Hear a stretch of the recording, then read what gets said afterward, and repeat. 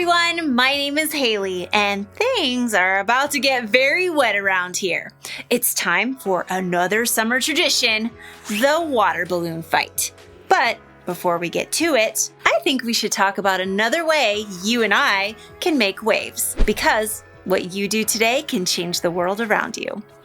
Usually, to make a wave, you need a body of water, like an ocean or a river. But for the kind of waves we're making, you need things like love and patience and joy. You can change the world with those things. Today, I'm hoping to make a wave of peace. In a water balloon fight, peace is the last thing you want. It's every person for themselves in a war of water, where the most dry person at the end is the victor. But to demonstrate peace, today, I'm gonna have a water balloon fight. But I'm not gonna throw a single water balloon.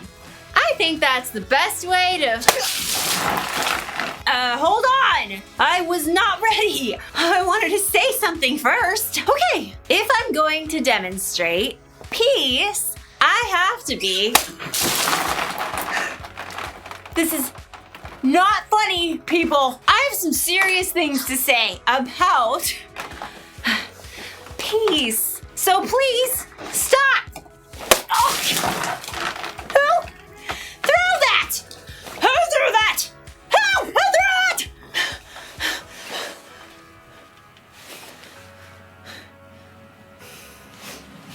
Nah. In today's story, we're going to learn about two guys who are about to go to war and the one woman who was brave enough to stop them. So, let's take a break from the water balloon throwing until we get back.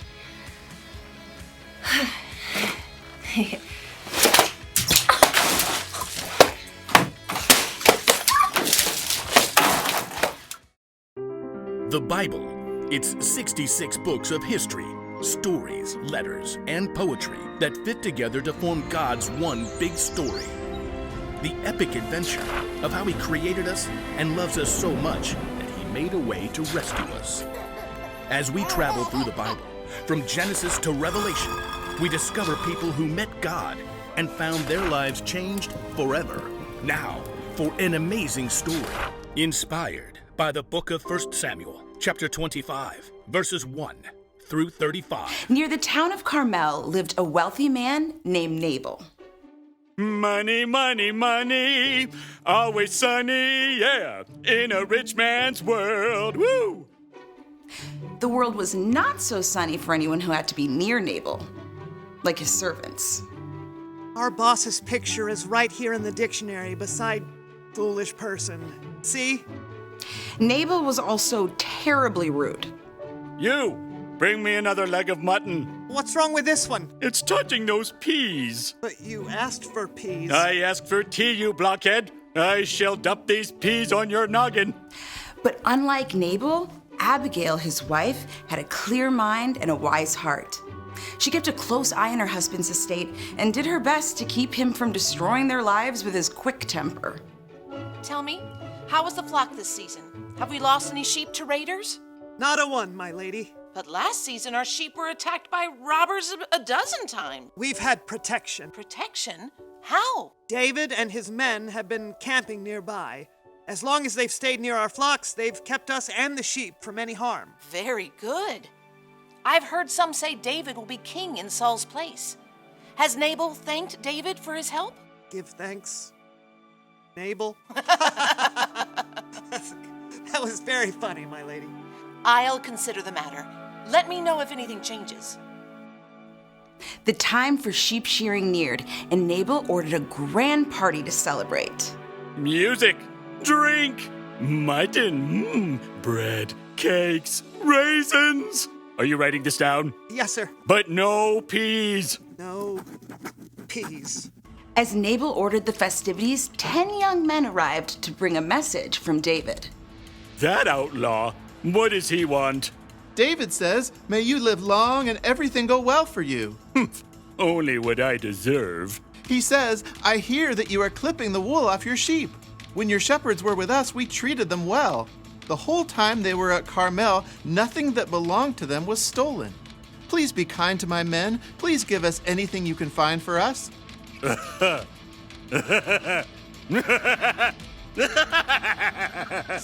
So, yes? Who is this David? Many servants are running away from their masters. Why should I give food to men who come from who knows where? So, no? Vamoose! And don't let the door hit you on the way out. David's men quickly returned to camp. They found David's anger could be just as hot as Nabal's. Each of you put on your swords. In a short time, David and 400 of his men were marching up the mountain to confront Nabal. Word spread quickly. A servant raced to find Abigail. David sent messengers to Nabal and asked for a share of food, but Nabal was rude and shouted at them. You must do something or terrible trouble will come. Abigail didn't panic. She took a deep breath. We have to get ahead of this. Take a list, please. On it. 200 loaves of bread, 200 bottles of wine, 5 sheep, a bushel of grain, 100 raisin cakes, 200 cakes of pressed figs. Any peas? No peas. Save those for Nabal. What else? Load it all on donkeys and start down the mountain. I'll follow. As David and his men quickly climbed the mountain, the caravan of donkeys and gifts made its way down the steep road. David's anger grew as he neared the mountain estate. He gripped his sword tightly. Everything we've done hasn't been worth a thing. I watched over this fellow's property, but he paid me back evil for good. I won't leave one of his men alive. What's this? Donkeys? And looks like food for a feast? At the back of the caravan, Abigail could see David as they met the donkeys. She took a deep breath, hopped off the donkey, and ran forward, throwing herself to the ground at David's feet. Pardon your servant, sir. Please don't pay any attention to that evil man, Nabal. He's always doing foolish things. But now the Lord has kept you from using your own hands to get even. I've brought a gift for you and the men who follow you. Abigail dared to look up. David was watching her closely. The Lord your God will give you a kingdom that will last. That's because you fight the Lord's battles. He'll appoint you ruler over Israel.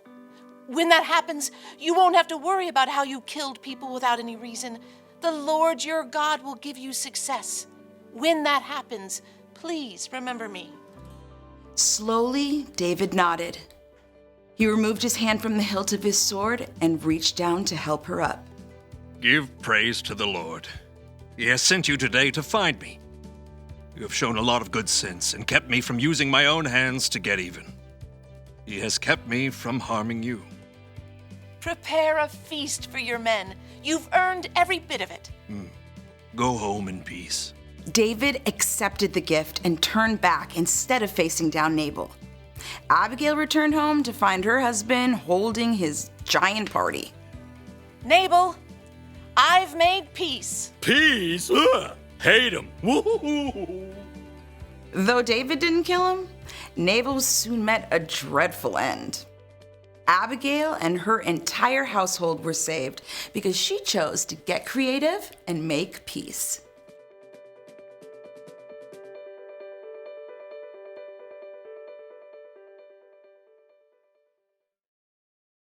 David was angry, right? So angry, he was ready to go to war with Nabal. He wanted revenge. It's a good thing Abigail stepped in when she did. She made what could have been a really bad situation better by helping David see things in a different way. Abigail helped make peace. Now, there are 3 types of people in this story, and chances are you're gonna be like every one of them in your life. You could be like Nabal, who says or does something that makes someone mad. Ha! Got you in the bag when you weren't even playing! The best way to make peace if you're a Nabal is to admit you're wrong, say you're sorry, and make things right. Someday, you could be like David. You get mad at someone and you want to get revenge. Oh, who?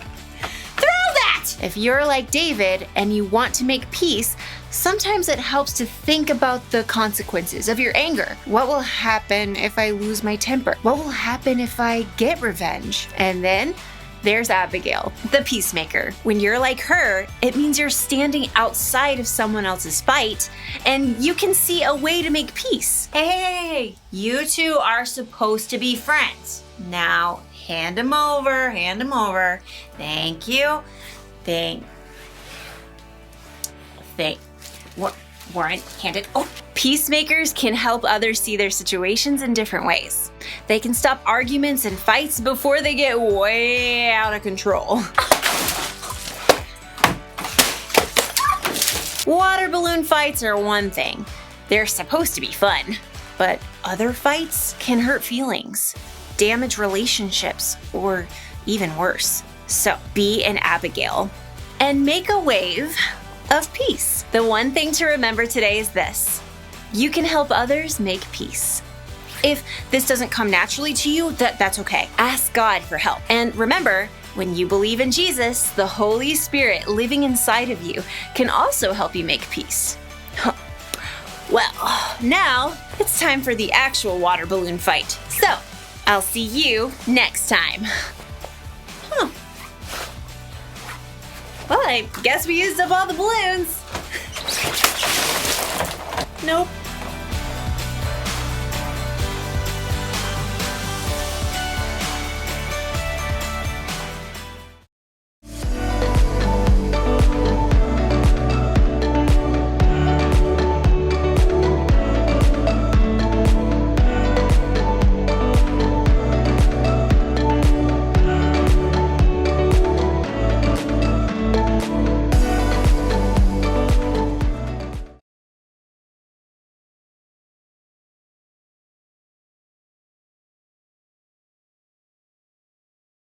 Oh, 3 in a row. Yeah. Hey, well, don't count your corn until it's thrown.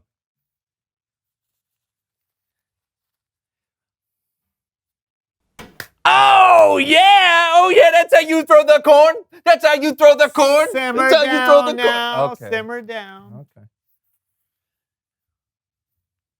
Okay. Ooh, I got you now. Okay. Well done. Well done. But are you ready for this? Oh, yes! I'm the king of the corn. Oh, I'm the king of the corn. Hey! Yeah. How do you like it? Yeah.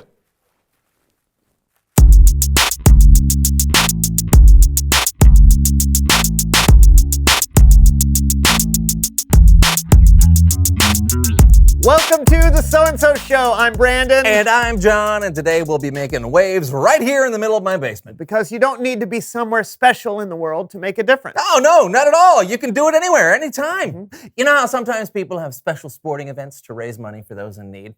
Well, that's what we're going to do today. Yeah, John and I have set up a 9-hole miniature golf course in here for our first annual Putting for Change Miniature Golf Invitational. Mm-hmm. Oh. Here's how it works.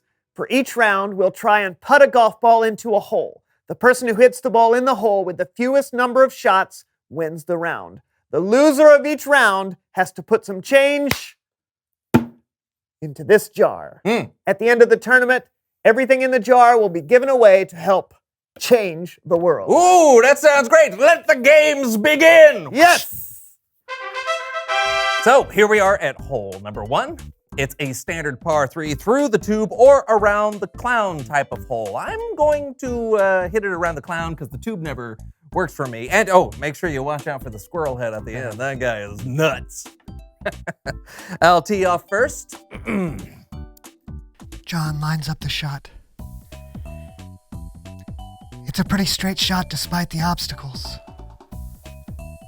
Will he get a birdie?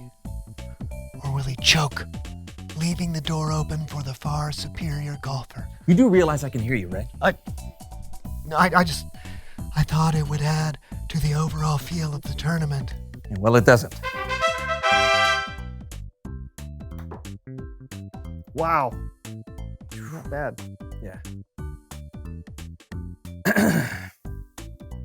You're in a bind now, though. Man. 2. Oh! 2. Beat that, All huh? right. Yeah, 2. Okay, I will. I will.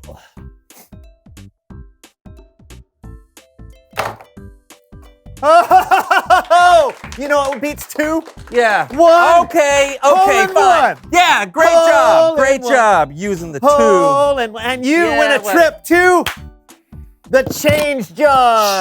Sure. I got change right here. All Okay, right. Here I love that jingle. we go. Boom. There you go. Great right. job, Brandon. Woo! Hole number 2. All right. Hole number 2. Over the water, through the woods, past grandmother's house to victory.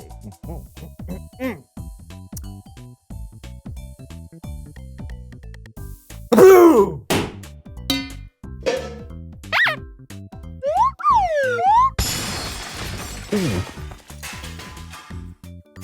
You all right? Yeah. Need a tissue? No, I'm fine. Sure. Yeah. Oh, is it my turn? Yeah. Oh. Okay. It's weird.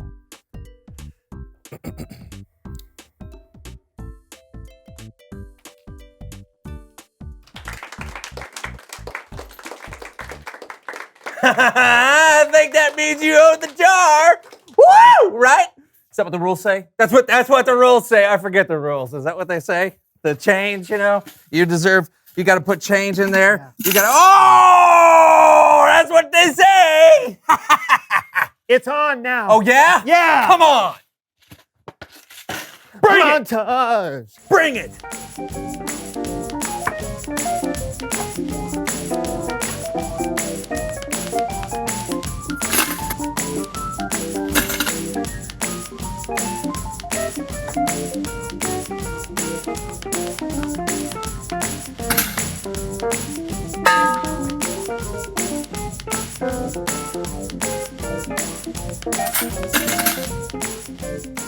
If you miss that, I win.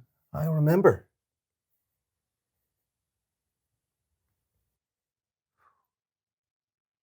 I just wanted to make sure. Would you stop that? What? Nothing. Oh! Oh! No! I win! I win the first annual Putting for No. Change 9-hole miniature golf invitational. No. Pay up. You distracted me. You pay up. No, you.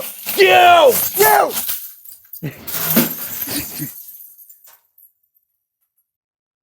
Look what Our you jar did. of change. I won. You sit on fair a and golf cart square. of life. No, I No, don't. you distracted me. I did not. Guys, Hey, I'll show Guys. you how to putt. You know what I think it's time for? Bible story time with Kellen. That's right.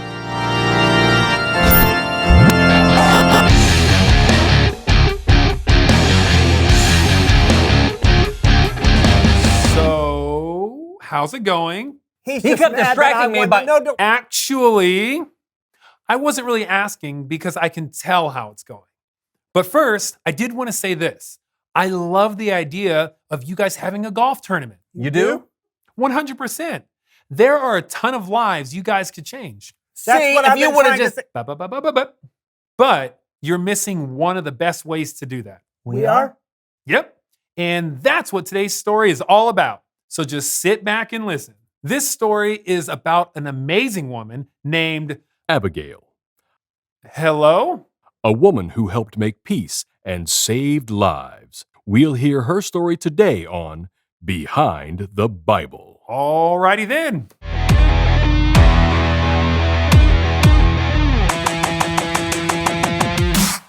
Right. So the story of Abigail actually begins with, King David. well, he wasn't a king yet. I know that. I'm the narrator. I just wanted to make sure. Before he was king, David and 400 of his men were hiding in the desert from King Saul. Living in the desert is not fun. It's burning hot. There's not enough food or water. And it's burning hot. And just so we all know, David didn't give video interviews because cameras wouldn't have been invented for thousands of years. Are you going to let me do my thing? For now.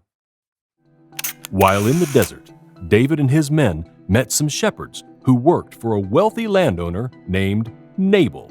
We were friends with the shepherds. We even protected them from danger. So at sheep shearing time, I sent some men over to Nabal to ask for whatever food he might be able to spare. Since we were living out in the desert, where it's burning hot. Now, Nabal might have been a wealthy landowner, but he was also a meanie face. I didn't know David. I didn't know his family. Who cares that he, protected some of my workers? So when his men came and asked me for help, I told them, why should I give what's mine to people I don't even know? When David found out how Nabal responded, he was very angry. Yeah, I was pretty mad. I think I said something like, "May God punish me greatly if I don't get revenge." So yeah, I was ticked. This is where Abigail comes into the story. She was Nabal's wife. I was getting to that. I know, but I like helping. When Abigail heard how angry her husband had made David, she jumped straight into action. I mean, what was I supposed to do? David had 400 men, and he wanted revenge against my husband. So I loaded up bread, meat, wine, fig, and raisin cakes, and I took them to David. When I saw him, I bowed down and I said, "Please pay no attention to that wicked man, Nabal. His name means fool. He's always doing foolish things. I'm sorry." Then she said to me, "The Lord has kept you from using your own hands to get even. Someday, the Lord will appoint you ruler over Israel. When that happens, you won't have to worry about how you got revenge without any reason." That was exactly what I needed to hear. Abigail's words brought peace. And the raisin cakes didn't hurt either. Abigail changed the whole story. She stepped into a bad situation that she didn't even start and helped make peace. Abigail changed the whole story. She stepped into a bad situation. I already said that. Oh, man. Meanie face. Sorry, let's make peace. Fine. This has been Behind the Bible. Wow, that makes me feel silly. Yeah. Me too. Hey, we all get caught up sometimes, like when you're in a competitive game or when someone feels like they've been wronged. Those feelings are real and that's okay. But how we deal with those feelings, that's what's important. Making peace isn't always easy, but if you've put your trust in Jesus, God gives the Holy Spirit to help. I'm sorry, John. I was being distracting on purpose. And I'm sorry that I was being a meanie face. Well, I guess we ruined the first annual Putting for Change 9-hole miniature golf invitational. Are you kidding? I told you, I love the idea. You guys can change lives, especially when you learn how to make peace and spread that peace to others. And you know what? I'm going to be your first sponsor. You will? Yep, which means much better. I'll see you guys. Reveal the question. What are some ways to make peace? Well, saying you're sorry can help. Or talking about what's wrong? Yeah, maybe you could try and look at things from other people's point of view. Yeah, and remember, you can be a peacemaker even if you're not the one in the argument. Yeah, totally. Hey, you want to play another few rounds? You bet. We'll see you next week for a brand new show. See ya! Oh! Here. Chicken. Chicken in the can. Empty the pens. I'm gonna make this. No, those are the obstacles. Oh, I see. Okay. Oh! Not even close. Oh, man. You want to try? Blame it on the chicken. Yeah, I do want to try. Here we go. All right. Oh, you're gonna do the old pool cue. Whoa! Woo! Yes! Thank you. Thank you. Thank you. Do you have any change? Good night, everybody.